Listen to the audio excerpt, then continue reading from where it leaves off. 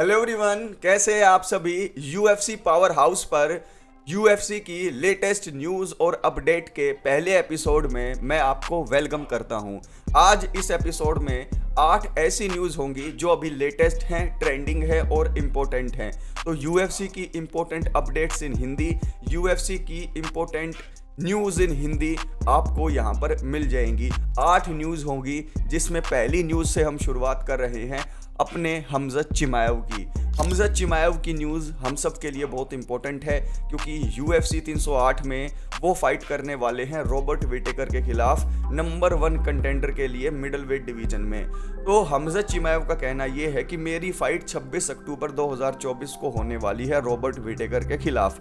मैं Robert Whittaker से fight करने के लिए पूरी तरीके से रेडी हूँ। मैं 2-3 महीने से अपने फाइट कैंप के अंदर था, लेकिन मैं अब अपने फाइट कैंप को पूरा करके रेस्ट मोड में चला गया हूँ।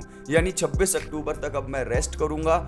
This is my rest mode and in octagon you will see my beast mode. यानी रेस्ट मोड में है अभी हमज़त, वो बीस्ट मोड में आ जाएंगे यूएफसी 308 में। तो अब देखना ये होगा कि हमज़त चिमाएव अब जब रेस्ट करके आएंगे यूएफसी 308 तक, तो उनकी परफॉर्मेंस कैसी होगी ऑक्टागन के अंदर।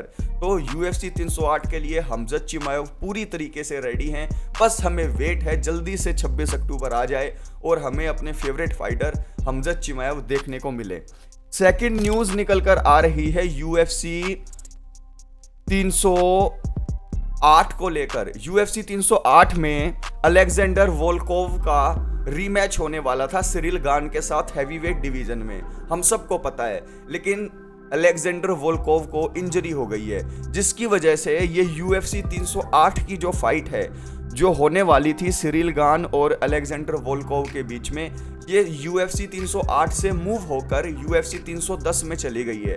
अच्छा ये हुआ कि ये फाइट स्क्रैप नहीं हुई, ये फाइट बस आगे मूव कर दी गई है यूएफसी 308 की बजाय यूएफसी 310 में।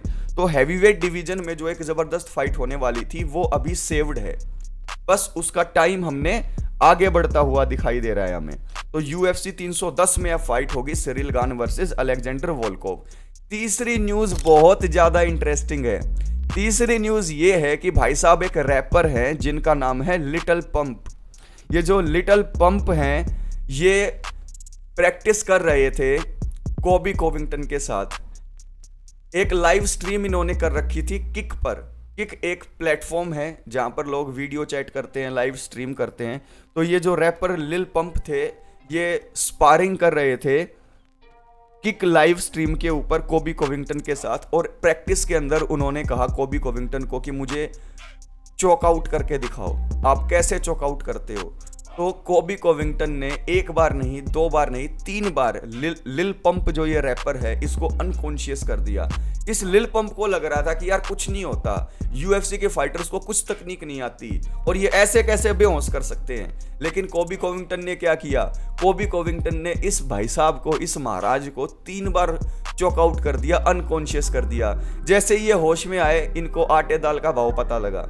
इन्होंने बोला कि भाई अगली बार मुझे जो है चॉकआउट मत करना। मैं समझ गया हूं भाई कि ये मेरे बस की बात नहीं है। तो ये जो रैपर है लिल पंप, इनको अनकॉन्शियस चॉकआउट कर दिया कोबी कोविंगटन ने प्रैक्टिस के अंदर 3 बार। और दुनिया ने ये लाइव देखा किक की लाइव स्ट्रीम के ऊपर। चौथी न्यूज़ जो निकल कर आ रही है वो आ रही है डेना वाइट की तरफ से। अंकल डेना वाइट का कहना ये है कि जेक पॉल और माइक टाइसन की जो ये फाइट होने वाली है 15 नवंबर 2024 को, ये ज़रूरी नहीं है कि होगी। डेना वाइट का मानना ये है कि सेकंड टाइम ये फाइट फिक्स बेशक हो गई है, लेकिन जो डेना वाइट है वो मानते हैं कि माइक टाइसन की हेल्थ इतनी अच्छी नहीं है कि वो इस फाइट को कर सके। तो जहां तक डेना वाइट का मानना है सेकंड टाइम भी ये फाइट नहीं होगी। शायद ये इसलिए भी कह रहे होंगे कि 16 नवंबर को यूएफसी का एक इवेंट भी है और जेक पॉल ने एक दिन पहले इसीलिए ये इवेंट रखा कि जो लोग फाइट देखना चाहते हैं वो यूएफसी का इवेंट अटेंड ना करके मेरी फाइट को अटेंड करे माइक टाइसन के साथ। तो इसीलिए डेना वाइट तो पूरे इसमें है कि ये फाइट ना हो। 16 नवंबर को जो हमारा यूएफसी का जो कार्ड आने वाला है यूएफसी 309, उसके ऊपर इम्पैक्ट पड़ेगा इस फाइट का। तो यूएफसी 309 पर जो 16 नवंबर को होने वाली है, जेक पॉल की 15 नवंबर वाली फाइट का इफेक्ट ना पड़े, तो डेना वाइट जस्ट होप कर रहे हैं कि ये फाइट ना हो। बाकी देखते हैं कि यार सेकंड टाइम जेक पॉल और माइक टाइसन की जो फाइट फिक्स हुई है वो होगी या नहीं। जहाँ तक मुझे लगता है होनी चाहिए, लेकिन अगर माइक टाइसन बीमार पड़ जाते हैं तो मुझे लगता है कि ये फाइट, जैसा डेना वाइट कह रहे हैं, सेकंड टाइम भी नहीं होगी। जो निकल कर आ रही है पांचवी न्यूज़, वो आ रही है शोनो मैली की तरफ से। शोनो मैली काफ़ी डिल्यूजनल हो गए हैं। डिल्यूजनल का मतलब होता है अपने दिमाग में वो कुछ ऐसा सोच रहे हैं जो रियलिटी में है नहीं। रियलिटी को वो आंखों देखकर भी नज़रअंदाज कर रहे हैं। वो अब ये कह रहे हैं कि वो अभी भी अनडिफिटेड हैं। उनका मानना ये है कि जो फाइट उनकी UFC 306 में हुई थी मेराब डवालिशविली के खिलाफ, उसमें मेराब डवालिशविली नहीं जीते, उसमें शोनो मैली जीत गए थे। अब वो अपने आप को अनडिफिटेड डिक्लेयर कर रहे हैं। बार बार वो लाइव में जब भी आते हैं तो हर जगह पर यही कह रहे हैं कि आई एम अनडिफिटेड, मेरे साथ रॉबरी हो गई, मेरे साथ धोखा हो गया, मेरे साथ ये हो गया, मेरे साथ वो हो गया। उनको करना ये चाहिए था कि अपनी इस हार को एक्सेप्ट करते और लोगों को प्रॉमिस करते कि भाई मैं आगे अपने आप को इम्प्रूव करूंगा और मैं आगे मौका नहीं दूंगा आप लोगों को कि मैं ऐसे हार जाऊं। लेकिन उन्होंने किया उसका उल्टा। अपनी हार को एक्सेप्ट करने की बजाय वो डिल्यूजनल हो गए। उन्होंने अपने माइंड के अंदर एक नई स्टोरी बना ली कि नहीं, जजेस ने मेरा काम खराब कर दिया, मैं तो एक विनर हूँ। अगर यही मेंटेलिटी रही तो मुझे नहीं लगता कि शोनो मैली अपनी नेक्स्ट फाइट को भी जीतेंगे। अगर सेम मेंटेलिटी से वो अपनी फाइट गेम को आगे लेकर गए तो मुझे नहीं लगता कि वो चैंपियन बनेंगे दोबारा। तो यहाँ पर मेरा कहना ये है कि शोनो मैली नहीं जीते। शोनो मैली को रियलिटी को एक्सेप्ट करना चाहिए। शोनो मैली को मान लेना चाहिए कि Merab Dvalishvili was a better fighter at that night, so he should work harder, he should improve his takedown defense, he should be working on his wrestling rather than thinking about his delusional thoughts। तो यहाँ पर शोनो मैली को बाज आ जाना चाहिए, सुधर जाना चाहिए। अगली जो छठी न्यूज़ निकल कर आ रही है वो आ रही है UFC 309 को लेकर। UFC 309 होने वाली है 16 नवंबर 2024 को। UFC 309 में एक बहुत इंटरेस्टिंग मैचअप जो है ऐड हो गया है। UFC 309 में बो निकल फाइट करने वाले हैं पॉल क्रेग के साथ। पॉल क्रेग एक बहुत अच्छे फाइटर हैं। पॉल क्रेग ने 2 UFC के लाइट हैवीवेट चैंपियंस को हरा रखा है। 2 चैंपियंस को नहीं, एक फ्यूचर चैंपियन को और एक पास्ट चैंपियन को, यानी एक जमाल हिल को हरा रखा है और दूसरा उन्होंने हरा रखा है मागोमेड एनक्लाइव को। तो जब मागोमेड एनक्लाइव और जमाल हिल एक छोटी सी गलती करने की वजह से पॉल क्रेग से हार सकते हैं, तो क्या बो निकल छोटी सी गलती अगर करें तो पॉल क्रेग से क्या हार नहीं सकते? बिल्कुल हार सकते हैं। इस फाइट के अंदर बो निकल का टेस्ट होने वाला है कि बो निकल UFC के अंदर जो एक तगड़ी क्रीम है उसके साथ फाइट कर सकते हैं, यानी टॉप कंटेंडर्स के साथ फाइट कर सकते हैं या नहीं। तो रियल टेस्ट ऑफ बो निकल विल बी ऑन 16 नवंबर। 28 साल के हैं बो निकल। 3 फाइट उन्होंने UFC में की है। टोटल ओवरऑल अपने करियर में 6 फाइट बो निकल ने की है, जिसमें से 2 नॉकआउट किए हैं, 4 सबमिशन इन्होंने किए हैं। तो बो निकल भी एक ऑलराउंड फाइटर की तरह निकल कर आ रहे हैं, लाइक हमजा चिमायव। लेकिन क्या UFC 309 में ये अपने जिंदगी के सबसे बड़े टेस्ट पॉल क्रेग को हरा पाएंगे? ये देखने वाली बात होगी। अब 7वीं न्यूज निकल कर आ रही है UFC 307 को लेकर। UFC 307 अभी अगला कार्ड है जो आने वाला है, और UFC 307 के अंदर एक फाइट होने वाली थी एल्जामिन स्टर्लिंग वर्सेस मोवसार एवलोएव।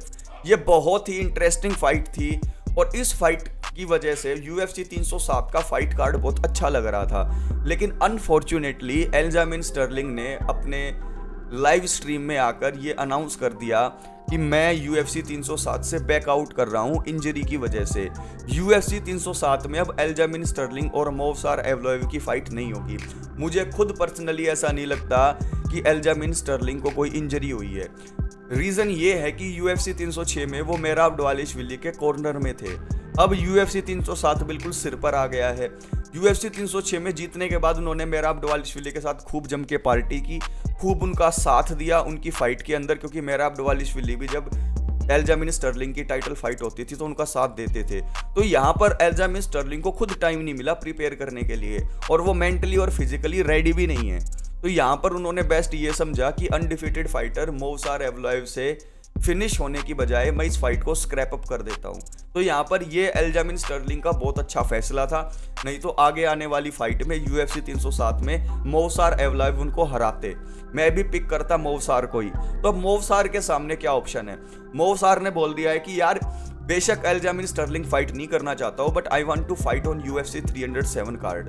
तो यहाँ पर UFC 307 में मोवसार एवलाइव की फाइट होगी, लेकिन अब जो उनके अपोनेंट होंगे वो एल्जामिन स्टर्लिंग नहीं होंगे, वो कोई और होंगे। अब देखना ये होगा कि UFC किसको UFC 307 में मोवसार के खिलाफ एक शॉर्ट नोटिस फाइट के लिए जो है कॉन्टेक्ट करती है।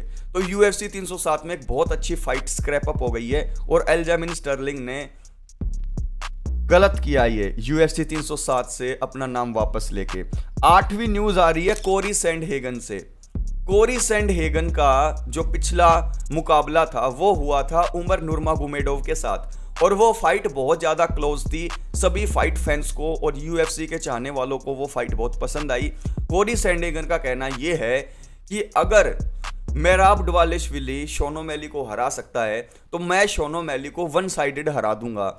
इसको लेकर उन्होंने शॉन ओमैली को चैलेंज भी किया, लेकिन शॉन ओमैली की तरफ से नेगेटिव रिस्पॉन्स आया। शॉन ओमैली ने कोरी सैंडहेगन की फाइट को एक्सेप्ट करने की बजाय ये बोला कि मैं अभी फिजिकली ठीक नहीं हूँ, मुझे अभी इंजरी है, मुझे रिकवर करने के लिए टाइम चाहिए। तो वो अभी लगभग 5 से 6 महीने के लिए रिकवरी मोड पर जा चुके हैं और कोरी सैंडहेगन हाथ मसलते हुए रह गए हैं।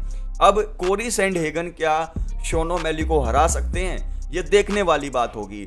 और जहां तक मुझे लगता है जैसे ही शॉन ओमैली ठीक होकर आएंगे, उनकी फाइट जो नेक्स्ट होगी वो कोरी सैंडहेगन के साथ फिक्स कर दी जाएगी नंबर 1 कंटेंडर के लिए। तो आज की इस वीडियो में हमने 8 इंपॉर्टेंट न्यूज़ को कवर किया। ऐसे ही जो UFC के अंदर नए बिल्डअप होते रहेंगे, जो नई नई अपडेट मुझे मिलती रहेंगी, वो मैं आप लोगों से शेयर करता रहूँगा। और आज शाम को 7 बजे आप लोगों के लिए एक और लाइव सेशन होने वाला है, UFC लाइव शो होने वाला है, जिसको अब बहुत जल्दी क्रिएट मैं कर दूंगा। तो जिसको भी लाइव सेशन के अंदर जुड़ना है वो चैनल को सब्सक्राइब ज़रूर कर लीजिएगा और वीडियो को लाइक ज़रूर कीजिएगा। नेक्स्ट UFC की न्यूज़ की वीडियो में मैं आपसे मुलाकात करता हूं और शाम को मिलते हैं कहां पर UFC के लाइव शो में। ख्याल रखिए अपना, टेक केयर।